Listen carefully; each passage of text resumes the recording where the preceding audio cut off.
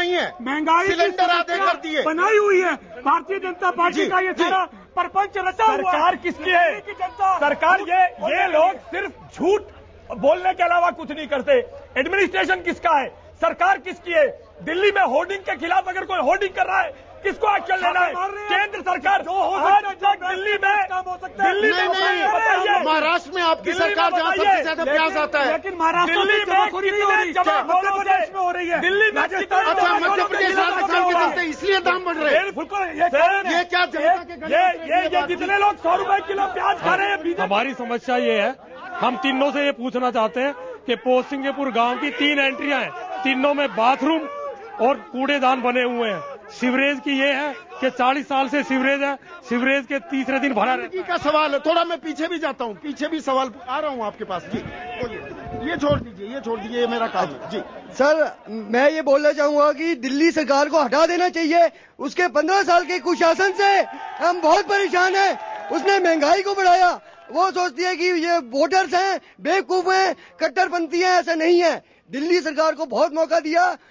दिल्ली सरकार में शीला दीक्षित आपने मौका दे दिया, मैं औरों को मौका देता हूँ। जी बोलिए। जनरल क्वेश्चन मेरा सभी तीनों से है कि जब ये इलेक्शन में अपना जो नॉमिनेशन भरते हैं और अपनी संपत्ति घोषित करते हैं, तो उसमें, और जो अगले इलेक्शन में जब अपनी संपत्ति घोषित करते हैं, उसमें कई गुना इजाफा होता है इनकी संपत्ति में। ये कैसे हो जाता है? बड़ा बहुत ही लुक्रेटिव बिजनेस हो गया है पॉलिटिक्स भी। जी सर, मेरा सवाल कांग्रेस से है। जी, इन्होंने पहले कहा था कि चावल और गेहूं गरीब आदमी को इतने दाम पे मिलेगा, 2 रुपए या 3 रुपए किलो। जो इसके बीच का जो गैप है, उसकी भरपाई कहाँ से करेंगे? जी मैं पकड़ता हूँ। आर्यों के इस देश में नारी सुरक्षित क्यों नहीं है? प्राचीन काल में नारी का नाम बहुत सम्मान किया जाता था। नारी का नाम पुरुषों से पहले लिया जाता था। नारी के बिना कोई यज्ञ भी पूरा नहीं होता था। और नारी का क्या अर्थ है? न जमा आरी, जिसका कोई शत्रु ना हो। आज इस नारी के सब शत्रु बने हुए हैं। सुरक्षा का बोध है यहाँ पर, ये बताया जा रहा है। जी बोलिए। फिर मैं एक सवाल करना चाहता हूँ। मेरी जो समस्या, सबसे बड़ी समस्या दिल्ली की है। हमारे दिल्ली में ना कोई 15 साल में एजुकेशन के लिए इंस्टीट्यूशन खोले गए, ना कोई कॉलेज खोला गया, ना कोई नए अस्पताल बनाए गए। जो मेडिकल फैसिलिटीज हैं, इतनी बुरी हालत है। करप्शन का बोलबाला हॉस्पिटल्स में है। ये 15 साल में इस सरकार ने, कांग्रेस सरकार ने दिल्ली वासियों को बिल्कुल त्रस्त कर दिया है।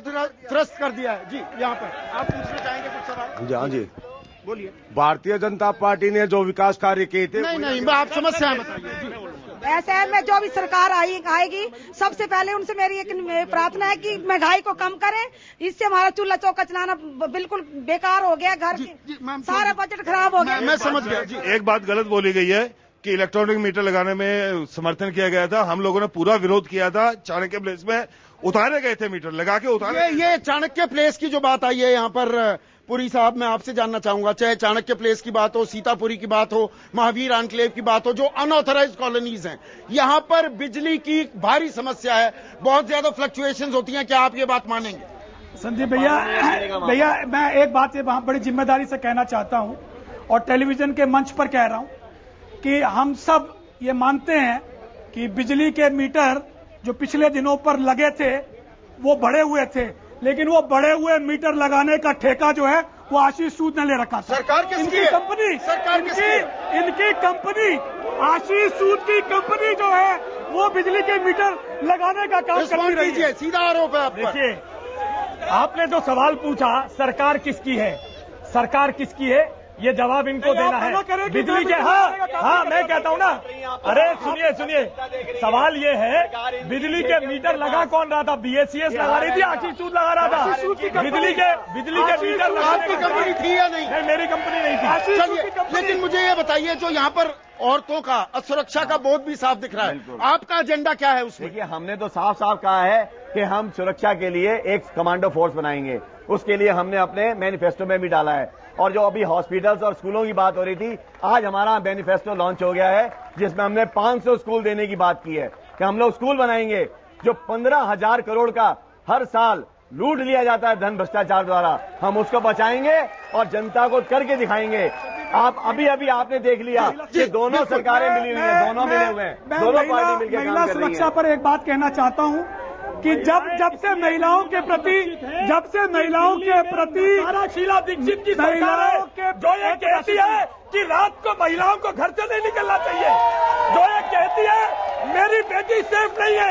ऐसी एडमिनिस्ट्रेशन से, इसकी वजह से दिल्ली में महिलाएं सुरक्षित नहीं है। एक मिनट जी, एक मिनट आपके पास। मैं ये पूछना चाहता हूं कांग्रेस के लोगों से कि उन्होंने इस विधानसभा में, जनकपुरी विधानसभा में, क्या कोई ऐसा लीडर नहीं था? बाहर की जो है, ये सवाल मैंने पूछा। मैं क्षेत्र से संबंधित सवाल पूछ रहा हूं। पिछले 4 साल से पंखा रोड पर, डावड़ी चौक पर इतना बुरा हाल है ट्रैफिक का। महाबल मिश्रा जी भी लगे हुए हैं और हमारे प्रतिनिधि जो कांग्रेस को फीड कर रहे हैं, ये बताएं कि वो कब पुल तैयार होगा, उसका कब उद्घाटन होगा? जनता दुखी है। साइकिल ट्रैक भी बनने वाली थी यहाँ पर, वो भी नहीं बनी है। जी देखो जी, मुझे 3 पार्टियों से 3 प्रश्न करने हैं। जी, कांग्रेस से पहला प्रश्न है बढ़ती हुई महंगाई, करप्शन। भारतीय जनता पार्टी से पूछना है कि उनकी सरकार और कांग्रेस की सरकार में आम आदमी को क्या फर्क है। और आम आदमी की पार्टी से मैंने पूछना है कि केजरीवाल जी ने अपना 2 करोड़ की संपत्ति घोषित की, क्या वो संपत्ति एंसेस्ट्रल है या उन्होंने अपने जीवन। चलिए मैं समझ गया। कुछ और सवाल ले लेता हूँ मैं, 1-2 सवाल का टाइम है बस। जनकपुरी क्षेत्र में एक पुरी जी की एक पिछली मीटिंग हुई थी हमारे ट्रैफिक के बारे में। ये पुल तो बनाए जा रहे हैं, मैं इनसे ये निवेदन करना चाहता हूँ कि वो पुल आगे जाके जिस सड़क पे खुलते हैं वो सड़क आगे दिल्ली कैंट में छोटी पड़ जाती है। एक और सवाल बस। सर, हम जनकपुरी के दिल पोसंगीपुर में बैठे हुए हैं सर। यहाँ पे सबसे बड़ी समस्या सर यहाँ की पार्किंग की है। पोसंगीपुर की सर इतनी बड़ी मार्केट है, यहाँ पर जब दिन के टाइम आप देखो बिल्कुल भी रास्ता नहीं मिलता सर। एक आखिरी सवाल, जल्दी आगे आइए। सर, कांग्रेस पार्टी ने कहा कि दिन में 32 रुपए कमाने वाला आदमी गरीब नहीं है। मैं संजय पुरी जी को कहता हूँ, डेली 100 रुपए देंगे हमारे साथ, दिन में 2 वक्त का खाना खा के।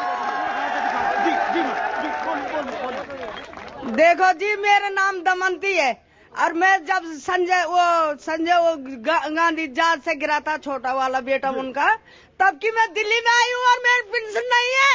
अब मैं कितने जगह मारी और मैं किराया भर रहती हूँ। मेरा किराया भी इतना महंगा हो गया, ये कमरे का मेरा। तो ये आपने लोगों की समस्याएं यहाँ पर सुनी। लोगों की समस्याएं बहुत हैं, लेकिन फिर कहेंगे 4 तारीख को बटन दबाना ना भूलें। एक छोटा सा ब्रेक लेंगे और ब्रेक के बाद आपको बताएंगे ये सिलसिला आगे कहां बढ़ाएंगे कल। फिलहाल एक ब्रेक।